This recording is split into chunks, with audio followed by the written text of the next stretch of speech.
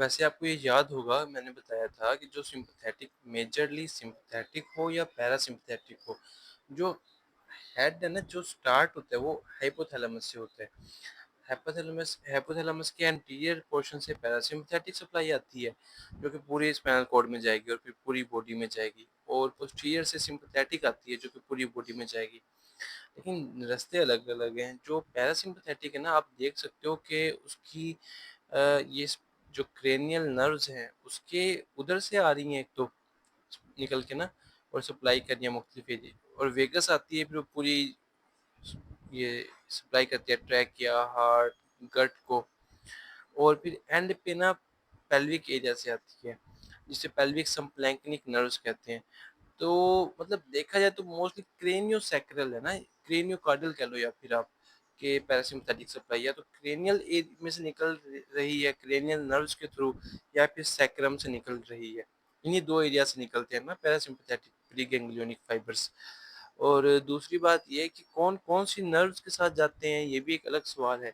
तो third nerve, seventh nerve, ninth nerve और tenth nerve, तीसरी, सातवीं, नौवीं, दसवीं, ये चार नर्व्स हैं जो कि क्रेनियल नर्व्स हैं जो कि पैरासिम्पैथेटिक सप्लाई रखती है। सही है। और ये बात मैं आपको अभी बता रहा हूँ, लेकिन ये आगे काम आएगी कि अगर आप देखें तो जो थर्ड नर्व है ना मेजरली क्या ये जाके क्या करवाएगी, मिड्रियासिस करवाएगी ना, सॉरी, मायोसिस करवाएगी। सही है। और मतलब इससे रिलेटेड इफेक्ट्स करवाएगी। जो पैरासिम्पैथेटिक आंख में इफेक्ट्स हैं वो थर्ड नर्व करवाएगी क्योंकि नाम ही ऑक्यूलोमोटर है। जो फेशियल नर्व है ना, इसकी एक ही कराती है लैक्रिमल ग्लैंड, ठीक है, रुलाने वाला, और दूसरा जो सलाइवरी प्रोडक्शन है, सलाइवरी सबलिंगुअल ग्लैंड्स और सबमैंडिबुलर ग्लैंड्स। सबलिंगुअल इधर से नजर आएंगे अगर आप देखोगे तो, मतलब जाओगे इधर से तो, और सब मैंडिबुलर यहाँ से।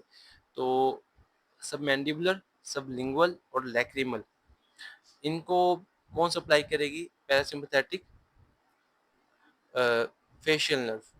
तो जो पैरोटिड ग्लैंड है इतना मेजर अपना सलेवरी ग्लैंड, इसको कौन करता है, इसको करती है glossopharyngeal ninth nerve, vagus nerve, parasympathetic supply. और फिर वेगस का तो आपको पता ही है कि वो सारा नीचे जितना भी पैरासिम्पैथेटिक सप्लाई है मेजरली अपने पास, ये देखें ये लाइक लार्ज इंटेस्टाइन के मिड तक तकरीबन ये सप्लाई करती है, कोलोन तक। उसके बाद भी कोलोन का जो बाकी हिस्सा रह गया, ब्लैडर रह गया और ये जेनिटल ऑर्गन्स रह गए, तो इनको करती है पेल्विक सप्लैंक्निक नर्व्स। इजी, ये थी पैरासिम्पैथेटिक। अब हम देखेंगे सिम्पैथेटिक। सिम्पैथेटिक का मेजर जो है ना वो है थोरैकोलम्बर ओरिजिन, कि वहाँ से आएगा हाइपोथैलेमस में से।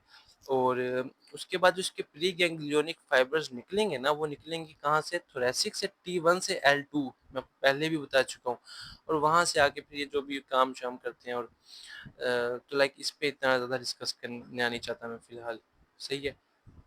हम चलते हैं अब अपने टॉपिक की तरफ। इसमें देखें थोरैको लंबर आउटफ्लो होता है सिंपैथेटिक का। क्रेनियोसैक्रल जो होता है आउटफ्लो वो होता है पैरासिम्पैथेटिक का। और स्पाइनल सेगमेंट्स T1 से L2 से निकलता है। और पैरासिम्पैथेटिक जो है वो क्रेनियल नर्व्स तीसरी, सातवीं, नौवीं, दसवीं यहाँ से, और spinal segments S2, S3, S4 sacral segments वहाँ से निकलते हैं। ये दो रट्टे वाली बातें हैं। कहते हैं कि लोअर रेस्पिरेटरी जो ब्रोंक्यूल्स हैं उनकी सिंपैथेटिक सप्लाई कहाँ से आती है, T3 और T4। सही है। और जो नेक है वो उन जो नेक ऑफ ब्लैडर और यूरिथ्रा, मतलब जो कंस्ट्रिक्टर करवाते हैं एक्सटर्नल स्फिंक्टर का यूरिथ्रा के, उसकी कहाँ से आती है, वो आती है L1 L2। ज़्यादा समझ ना भी है ना, ये याद ना भी रहे, इतनी बात याद रखनी है कि सिंपैथेटिक L1 से L2 के दरमियान में ही आएगी। अब अगर ऊपर पर वाला पोर्शन है लाइक ट्रैकिया है, ब्रोंकाई है, ब्रोंक्यूल्स हैं, तो इनका L2 से तो नहीं आने लगी, तो इनकी T1 2 3 4 यहाँ कहीं से आएगी। और अगर लोअर पोर्शन पे चले गए हो, आप यूरिथ्रा की बात कर रहे हो, तो लाइक T1 से तो नहीं आएगी, L1 L2 से लाइक आ जाएगी ना। तो इस तरह अंदाजा लगा सकते हैं करीब करीब, अगर आपको याद नहीं भी रहती तो मुश्किल ही याद आए। और पेपर में भी इस तरह आप सोच के थोड़ा सा लाइक हिंट सा गैस कर सकते हो। और पैरासिम्पथेटिक फाइबर्स तीसरी, सातवीं, नौवीं, 10वीं और T1 से L2 तक आउटफ्लो है सिंपथेटिक का। अब हमारे पास आगे ये बड़े इजी चीजें हैं कि क्रेनियल फोसा आगे, उनके फोरामिना आगे। सही है।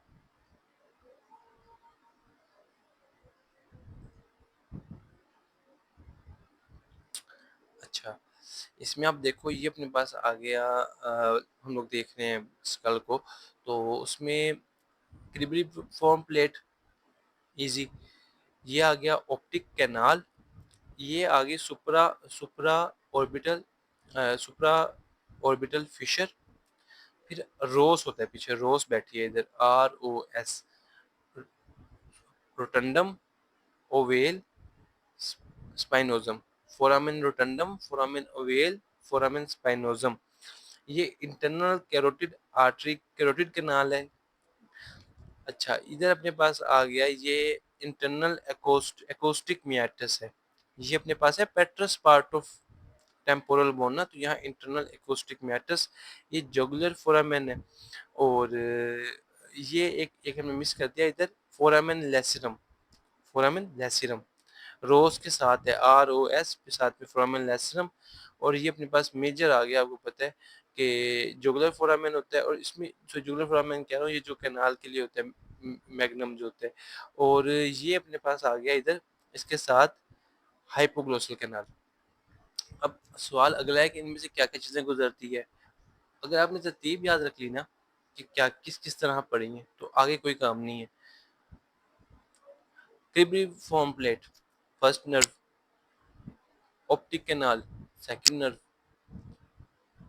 ये fissure, superior orbital fissure, third, fourth, fifth, sixth.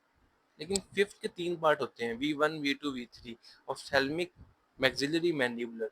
तो इसमें से ना V1 गुजरता है। सही है। रोटंडम V2 यहाँ से गुजरेगा, मैक्सिलरी। ओवेल V3 यहाँ से गुजरेगा। सही है। अच्छा, ये आ गया इंटरनल, यहाँ से गुजरती है अपने पास ये इंटरनल कैरोटिड वगैरह ना। तो स्पाइनोजम भी नहीं, स्पाइनोजम बस ओवेल तक। सही है। हाँ, फिर अपने पास आ गया इंटरनल एकोस्टिक मियाटस, इसमें से गुजरती है कौन सी, सातवीं और आठवीं। जो जो सातवीं है ना, सातवीं नर्व, वो इसके अंदर से जाती है। और फिर यहाँ यहाँ अपने पास आता है, ये मैस्टोइड बोन पड़ी है, और आगे स्टाइलोइड एक पड़ा होता है, तो उसके दरमियान से ना निकलती है। सही है। और यहाँ से आके फिर है ना, ये जब पैरोटिड ग्लैंड पड़ा होता है, उसके सुपरफिशियली उसको पियर्स करती हुई जाती है, लेकिन उसको सप्लाई नहीं करती, उसके अंदर से गुजरती हुई भी निकलती है, फिर आगे आके पांच अपनी मेजर ब्रांचेस देती है ना। तो ये है इसका रूट। और जो एट्थ नर्व है, उसने तो जाना ही इसके अंदर, लाइक क्योंकि कान के अंदर ये इंटरनल अकोस्टिक मैट्रस, ये आगे पेट्रस बोन जो कान की तरफ जा रही है ना, तो इसने तो डेफिनेटली सप्लाई वहां करना है। और नौवीं, सॉरी, सातवीं आठवीं होगी। अब रहेगी नौवीं, 10वीं, 11वीं, वो जाएगी अपने पास जुगुलर फोरामेन के थ्रू। सही है। और फिर रहेगी 12वीं, वो जाएगी हाइपोग्लोसल कैनाल के थ्रू। तो इसी तरतीब से जिस तरह ये पढ़े हैं, इसी तरतीब से इनकी है, और इसी तरतीब से इनको नाम दिए गए हैं, फर्स्ट, सेकंड, थर्ड, नाम भी इस वजह से दिए गए हैं। सॉरी, मैं आपको दिखाऊं मजीद, ये देखें, ये अपने पास आ गई, और इसकी कुछ लाइक क्या क्या चीज़ें पड़ी है, ये हमने डिस्कस कर लिया, टाइम ज़ाय करने वाली बात है। अच्छा, इसको बाद में देखेंगे, चलते हैं एमसीक्यूज करते हैं। Mandibular branch of, mandibular branch कौन सी, तीसरी, V3 कहाँ से जाती है, रोज के ओ से, फोरामेन ओवेल से। वेगस नर्व 10वीं, 10वीं कहाँ से जाती है, जुगुलर फोरामेन से। एब्ड्यूसेंट नर्व छठी, छठी कहाँ से जाती है, सुपीरियर ऑर्बिटल फिशर से। अच्छा, ये मेरे को अभी इतना याद करें, सुपीरियर ऑर्बिटल फिशर से जाती है ना, ठीक है। रोटंडम का डैमेज हो तो कौन सी जाएगी, V2। और middle meningeal artery, middle meningeal artery जाती है फोरामेन स्पाइनोसम। फोरामेन स्पाइजम स्पाइनोसम रह गया था ना, रोज का आर ओ एस रह गया था, तो एस में से जाती है मिडिल मेनिंजियल आर्टरी।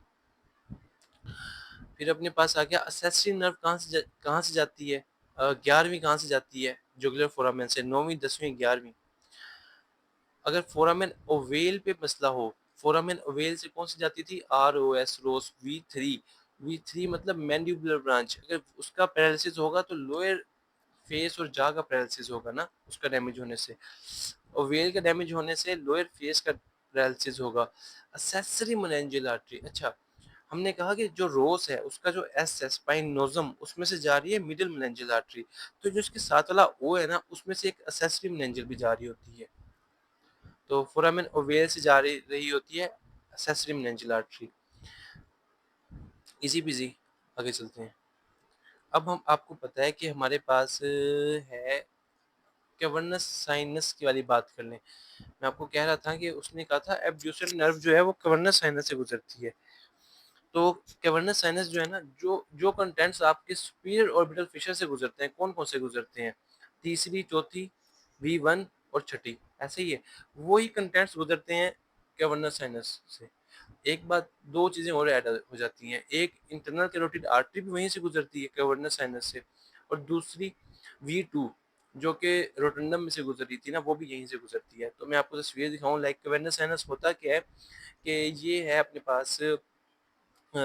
पास यहाँ सेला ट्रशिक जो स्फिनोइड बोन है, तो उसका सेला ट्रशिका है, और उसके ऊपर पिट्यूटरी पड़ा है, ये जो ये नजर आ रहा है ना हमें ऑरेंज सा, ये गोल सा, ये पिट्यूटरी की ऊपर से वो उसका नजर आ रहा है, सही है, पिट्यूटरी नजर आ रही है, उसकी स्टॉक नजर आ रही है, अंदर नीचे पिट्यूटरी पड़ा हुआ है। और अब ये ना सारे हमारे पास जो आपको पता है साइनसेस हैं ब्रेन के अंदर है ना, sagittal sinus, superior sagittal sinus है, और ट्रांसवर्स साइनस है, फिर वो लाइक मल्टीपल साइनस हैं। तो वो ये कवर्नस साइनस भी उधर ही लाइक एक साइनस है, और ये पड़ा होता है इसी सैला ट्रशिका के लैटरली स्फिनोइड बोन के ना, इस तरह इधर साइड साइड में पड़ा होता है दोनों तरफ। और अगर हम इसका ना क्रॉस सेक्शन देखें, लाइक मैं इसको ऐसे काट के देखूं, तो इसके अंदर आप देखेंगे कि ये वो जो स्टॉक नजर आ रही थी हमें ऊपर से, ये पड़ा है पिट्यूटरी ग्लैंड, और ये कवर्नस साइनस, इसके अंदर से क्या क्या गुजर रहा है, देखें, तीसरी, चौथी, पांचवी और छठी, सही है। लेकिन V2 एक एक्स्ट्रा है, वो भी गुजर रही है, दूसरा ये इंटरनल कैरोटिड, ये भी एक एक्स्ट्रा चीज है जो गुजर रही है। एक बात ये आपने ध्यान करनी है, और दूसरी बात आप ये ख्याल करें कि बाकी नर्व जो है ना, तीसरी, चौथी और पांचवी, 1 और 2, ये दोनों तो साइड पे लगी हुई है, लेकिन जो छठी है ना वो दरमियान में खड़ी है। इसी वजह से ना जब भी कैवर्नस साइनस का कोई इन्फेक्शन हो या कोई मसला हो ना, तो सबसे पहली नर्व जो जाती है ना वो छठी जाती है, क्योंकि इसके पास वो एक स्पॉट नहीं है जो साइड से इनको मिल रही है, वॉल वाली स्पॉट ना, वो नहीं है। तो ये एक बात आ गई। दूसरी बात, हम अब अच्छा, और ये देखें, ये अपने पास कैवर्नस साइनस कटे हुए हैं, ये कैवर्नस साइनस जिसमें से इंटरनल कैरोटिड गुजर रही है, और ये पिट्यूटरी पर है, और हम लोग इसको ना इंफीरियर से देख रहे हैं, लाइक नीचे से देख रहे हैं, क्योंकि पिट्यूटरी हमें नजर आ रहा है, स्टाक नजर नहीं आ रही, स्टाक उस तरफ है। अगर आप देखो तो ये है ऑप्टिक क्याज्मा, और हमें पता है कि इसका डैमेज हो तो क्या होता है, बाइटेम्पोरल हेमियानोपिया, ऐसा ही है। तो बाइटेम्पोरल हेमियानोपिया का होने का एक वजह हमने और पढ़ी थी कि एंटीरियर कम्युनिकेटिंग आर्टरी का एन्यूरिज्म हो, या इसका एडिनोमा हो, ये चीज़ आ गई। और आई गेस अभी के लिए यही है। अच्छा देखें कि जो ट्यूमर, जो pituitary, tumour compressing optic chiasma bitemporal hemianopia, pituitary adenoma bitemporal hemianopia, bitemporal hemianopia optic chiasma का लेन होता है, bitemporal hemianopia aneurysm of anterior communicating artery. Optic chiasma की कंप्रेशन, ऑप्टिक क्याज्मा की कंप्रेशन, कोई ट्यूमर है जो कि ना ऑप्टिक क्याज्मा को कंप्रेस करे, जिसकी वजह से ना प्रीकॉशियस प्यूबर्टी हो रही है। अच्छा, हम लोगों ने ना, अगर आपको याद हो, हाइपोथैलेमस पढ़ा था, हाइपोथैलेमस में ना हमने कुछ लाइक, ये मैं उसका मीडियल साइड बनाने की कोशिश करूँ तो यूं था, और हमने कहा था ये ऑप्टिक क्याज्मा पड़ा हुआ है, सही है। और मैंने आपको बताया था कि इसके अंदर न्यूक्लियाई होते हैं हाइपोथैलेमस के अंदर, जो इसके आगे होता है ना, ये होता है प्री ऑप्टिक, और जिसके ऊपर होता है उसे कहते हैं सुप्राऑप्टिक इजी। और इधर एक पड़ा होता है वेंट्रोमीडियल, क्योंकि मिडल साइड से देख रहे हैं ना हम लोग, दरमियान से काट के मिडल साइड को देख रहे हैं, लेटरल साइड को नहीं देख रहे हैं। दरमियान मिडल साइड पे पड़ा होता है वेंट्रोमीडियल न्यूक्लियस, जो कि सैटिस्फैक्टरी तसल्ली सुकून देता है। और जो लेटरल साइड है उस पे पड़ा होता है हंगर सेंटर, जो कि भूख लगवाता है। तो ये वेंट्रोमीडियल आ गया, और ये मेमिलरी बॉडीज आ गई। दो मेमिलरी बॉडीज होती हैं, ये भी तक मैंने आपको नहीं बताई थी, ये आगे आएंगी जब हम लोग एपेज सर्किट पढ़ेंगे ना उसमें। अच्छा खैर, जो हमने कहा था कि मैं क्या ज़्यादा एक्स्ट्रा बताने लग गया हूँ, एक्स्ट्रा नहीं बता रहा, मतलब टॉपिक से हटके, वरना ये सारी बातें कहीं ना कहीं आप इस चैप्टर में पढ़ोगे। इसमें अपने पास आ गया यहाँ जो न्यूक्लियस था, क्या नाम था उसका, प्री ऑप्टिक न्यूक्लियस। ये ना GnRH प्रोड्यूस करते हैं। एक एक पॉइंट राइज करें अगर हम लोग, तो GnRH जो है वो, इसके जो न्यूक्लियाई है वो ओल्फैक्टरी एरिया से आ रही होती हैं। और कॉलमैन सिंड्रोम में वो जो ओल्फैक्टरी एरिया से नहीं आ पाते, उसकी वजह से ओल्फैक्टरी मसला भी आता है आपको, उसको स्मेल नहीं आती, कोई खुशबू नहीं आती उस बंदे को। और दूसरा उसका GnRH नहीं बनता उसमें, तो उसकी वजह से उसमें प्यूबर्टी नहीं आती, तो इनफर्टाइल रहता है वो। अच्छा, ये कॉलमैन सिंड्रोम। अच्छा, अब जो ये वो कह रहे हैं कि अगर है ना इसका डैमेज हो, सॉरी कंप्रेशन हो ऑप्टिक chiasma की, तो उसकी वजह से ना ये इस को डैमेज भी कर सकता है, दूसरा इसको ज़्यादा स्टिमुलेट भी कर सकता है। एज अ रिजल्ट ना GnRH ज़्यादा बनेगा, और ज़्यादा बनने से ना प्रीकॉक्शियस प्यूबर्टी हो सकती है। प्रीकॉक्शियस प्यूबर्टी मतलब जल्दी हो जाना प्यूबर्टी, लाइक 8-9 साल से पहले जो प्यूबर्टी होती है ना, अगर उसको कहते हैं प्रीकॉक्शियस प्यूबर्टी, और उसका ये एक काज है। बात समझ आई ना कि लाइक ऑप्टिक chiasma का कंप्रेशन की वजह से प्री ऑप्टिक जो न्यूक्लियाई है वो स्टिमुलेट होगा, GnRH ज़्यादा बनेगा, और प्री कॉक्शियस प्यूबर्टी होगी। आगे चलते हैं।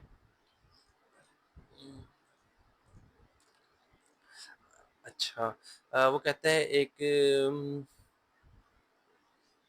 अगर एक बंदे को ना ब्लाइंडनेस, एडिशन टू ब्लाइंडनेस मतलब बाई टेम्पोरल हेमियोनोपिया के साथ साथ, अगर ऑप्टिक chiasma के डैमेज होने से अगर किसी बंदे को हाइपोथैलेमस का एरिया भी डैमेज हो जाए, करीब वाला सबसे, तो क्या चीज़ होगी। अच्छा देखिए, जो है मैंने बताया था कि दो न्यूक्लियस पड़े होते हैं, एक वेंट्रोमीडियल जो मीडियल साइड पे पड़ा होता है, और एक लैटरल साइड पे दो पड़े होते हैं। तो लैटरल वाले जो हैं वो है हंगर सेंटर, और दरमियान वाले हैं सैटिस्फैक्टरी सेंटर। तो ऑप्टिक chiasma के कंप्रेशन से ना सबसे पहले ये वेंट्रोमीडियल न्यूक्लियस डैमेज हो सकता है। और वेंट्रोमीडियल जो सैटिस्फैक्टरी सेंटर जब चला जाएगा, तो हंगर सेंटर एक्स्ट्रा हो जाएगा, तो बंदे को खाता ही रहेगा, खाता ही रहेगा, तो हाइपरफेजिया होगा। ठीक है ना। लेफ्ट लेग हेमी, ये जरा थोड़ा सा डाउटेड है, इसको बाद में देखेंगे। Pituitary tumour compressing optic chiasma, तो बाइटेम्पोरल हेमियोनोपिया, बाइटेम मिडल पार्ट ऑफ, अच्छा मिडल पार्ट डैमेज होना चाहिए ऑप्टिक chiasma उस बाइटेम्पोरल हेमियोनोपिया के लिए।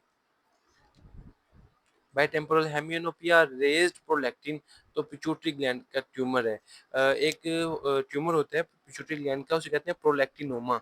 तो वो एक तो प्रोलैक्टिन ज़्यादा प्रोड्यूस करेगा, और जो ज़्यादा प्रोलैक्टिन होगा ना, ये क्या करेगा, इसकी वजह से GnRH की इनहिबिशन होगी। GnRH का काम होता है इसने आके स्टिमुलेट करना होता है ना, तो इसकी वजह से GnRH कम होगा, जिसकी वजह से FSH-LH कम हो गए। एज अ रिजल्ट बंदे की ना प्यूबर्टी लाइक इफेक्ट होगी, इनफर्टाइल हो जाएगा, क्योंकि ये FSH-LH नहीं आएंगे तो डेफिनेटली आप नहीं कर पाते ना। आपको पता है मेल्स में स्पर्मेटोजेनेसिस नहीं होगी, फीमेल्स में वो जो सारा साइकिल्स है उसके वो नहीं होंगे। तो प्रोलैक्टिन ज़्यादा होने से क्या होता है, इनफर्टिलिटी आती है। तो अब एक ट्यूमर है जो कि पिट्यूटरी ग्लैंड में प्रोलैक्टिनोमा के नाम से, उसमें प्रोलैक्टिन प्रोडक्शन ज़्यादा होती है, और दूसरा जो मास इफेक्ट है ना ट्यूमर का, उसकी वजह से ऑप्टिक chiasma डैमेज होता है। तो जो अगर कोई पेशेंट प्रेजेंट करे बाई टेम्पोरल हेमियोनोपिया और साथ में इम्पोटेंस के साथ, तो सबसे पहले जो आपके जहन में चीज़ आनी चाहिए ना वो है प्रोलैक्टिनोमा। सही है। प्रोलैक्टिनोमा ना गैलेक्टोरिया के साथ भी प्रेजेंट करता है। प्रोलैक्टिन का काम क्या होता है, मिल्क प्रोडक्शन करवाना ना। तो मिल्क ज़्यादा प्रोडक्शन होता है, तो उसमें ना लाइक स्टिमुलस के बगैर ही ब्रेस्ट में से मिल्क आता निकलता रहता है, तो ये गैलेक्टोरिया से कहते हैं। तो वो भी इसमें होता है प्रोलैक्टिनोमा में। वो यहाँ यही वही बात है। अच्छा, माइक्रो प्रोलैक्टिनोमा, प्रोलैक्टिनोमा दो तरह का होता है, एक होता है माइक्रो, एक मैक्रो। मैक्रो आगे आएगा। माइक्रो में ये होगा कि साइज छोटा होगा, 10 mm से छोटा होगा, और प्रोलैक्टिन प्रोडक्शन भी कम होगी। तो इसमें ये होगा कि लाइक प्रोलैक्टिन के ज़्यादा होने के नॉर्मल से तो ज़्यादा ही है ना, तो उसके ज़्यादा होने की वजह से इम्पोर्टेंस तो होगी, इनफर्टिलिटी तो होगी, लेकिन मास इफेक्ट नहीं आएगा, बाइटेम्पोरल हेमियोनोपिया नहीं होगा। लेकिन जो मैक्रो है ना मोस्ट कॉमनली, और मैक्रो में क्या है कि उसमें प्रोलैक्टिन का लेवल बहुत हाई होगा, और दूसरा मास इफेक्ट आने के ज़्यादा चांस है, मतलब ज़्यादा केसेस में मास इफेक्ट आएगा। एक पेशेंट है उसको ना ये वही है, प्रोलैक्टिन ज़्यादा है, इनफर्टिलिटी है, और उसने कोई मास इफेक्ट नहीं बताया, तो मोस्ट प्रोबेबली ये माइक्रो प्रोलैक्टिनोमा है। एक पेशेंट है उसको बाइटेम्पोरल हेमियोनोपिया और प्रोलैक्टिन ज़्यादा है, इसको पिट्यूटरी एडिनोमा या फिर मैक्रो प्रोलैक्टिनोमा है। प्रोलैक्टिनोमा में प्रोलैक्टिन लेवल ज़्यादा है, बाइटेम्पोरल हेमियोनोपिया है, bitemporal hemianopia, infertility, prolactinoma. Prolactinoma bilateral side के लियंस मतलब नहीं देख सकता साइडों पे, टेम्पोरल साइड्स पे। तो बाइटेम्पोरल hemianopia, bitemporal हेमियोनोपिया, importance, prolactinoma. Pituitary adenoma जो है, कोई भी किसी पिट्यूटरी का कोई भी एडिनोमा होगा, वो स्फिनोइड बोन पे पड़ा है तो स्फिनोइड को ही इन्वेट करेगा। और बाइटेम्पोरल हेमियोनोपिया, प्रोलैक्टिन ज़्यादा, पिट्यूटरी एडिनोमा। अच्छा, पिट्यूटरी एडिनोमा की अगर एंटीरियर एक्सटेंशन होगी तो ऑप्टिक नर्व कंप्रेस होगी। अच्छा, प्रोलैक्टिन की अगर अगर सुपीरियर सुपीरियर एक्सटेंशन होगी ना तो ऊपर पड़ा है ऑप्टिक कियास्मा, हाइपोथैलेमस के नीचे के मतलब आगे और नीचे, और उसके पिट्यूटरी के ऊपर पड़ा हुआ है ऑप्टिक कियास्मा। तो अगर पिट्यूटरी का ट्यूमर ऊपर की तरफ जाएगा तब ऑप्टिक कियास्मा डैमेज होगा, अगर आगे की तरफ जाएगा तो आगे से ऑप्टिक नर्व्स आ रही हैं उनको डैमेज करेगा। सही है, और अगर लैटरल की तरफ जाएगा तो इधर कैवर्नस साइनस पड़ा है तो उसको ब्लॉक करेगा या जो भी करेगा। ये वही बातें हैं। अब एक केस आ गया, 25 साल की है खातून, ग्लैक्टोरिया है, उसे सेकेंडरी एमेनोरिया है, तो प्रोलैक्टिन 6000 है, ये काफ़ी ज़्यादा है। No other science of compression, तो मैक्रोप्रोलैक्टिनोमा। जी हाँ, मैंने कहा था कि इसमें मास इफेक्ट आते हैं, लेकिन उसने इसको नहीं आ रहे, तो ज़रूरी नहीं है कि मैक्रोप्रोलैक्टिनोमा नहीं है। आप देखो तो सही प्रोलैक्टिन कितना ज़्यादा है, 5000 से ज़्यादा हो। ये वैल्यूज़ इस बुक में लिखी है, मैंने जो अपनी चेक की थी तो वो अलग थी। खैर फिलहाल हम इसी के हिसाब से चलते हैं कि 1000 से कम हो तो वो स्ट्रेस और ड्रग्स की वजह से हो सकता है, 1000 से 500 तक गया हो तो माइक्रो एडिनोमा है, और 5000 से ज़्यादा हो तो मैक्रो एडिनोमा है। तो ये भी तो चीज़ मिल रही है ना हमें कि 6000 है तो ये तो मैक्रो एडिनोमा है। हाँ, मास इफेक्ट क्यों नहीं आ रहा? मे बी वो नहीं सुपीरियरली नहीं वो ग्रो कर रहा, वो लैटरल साइड पे जा रहा है या एंटीरियरली जा रहा है, और मे बी अभी एटलीस्ट अभी वो कुछ अरसे में आ जाएगा इफेक्ट। सही है ना? तो ये है मैक्रो प्रोलैक्टिनोमा, इसकी प्रोलैक्टिन बहुत ज़्यादा है। अभी के लिए इतना ही।